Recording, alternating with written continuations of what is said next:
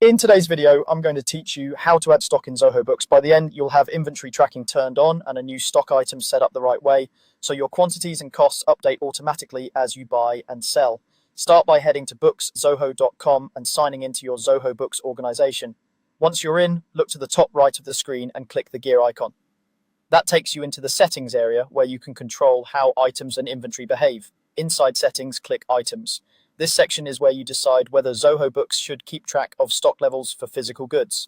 Find the option to enable inventory tracking and turn it on. This switch is important. It tells Zoho Books to start maintaining quantities on hand, average cost, and availability across your documents.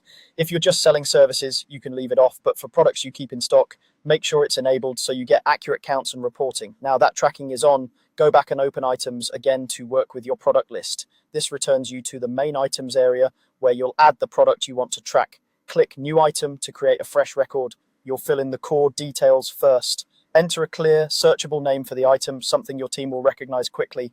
Next, select the type. Choose the appropriate option for what you're adding. If it's a physical product you stock, you'll want the goods option, so inventory tracking applies. Then pick the unit of measure that matches how you buy or sell the item, such as each box or kilogram. Consistent units help keep quantities and costs accurate, so align this with your purchasing and invoicing practices. Below that, you can add sales information. This typically includes the selling price, the income account you want to post sales to, any default taxes, and a description that will appear on invoices. Taking a moment to set these defaults saves time later and keeps documents consistent.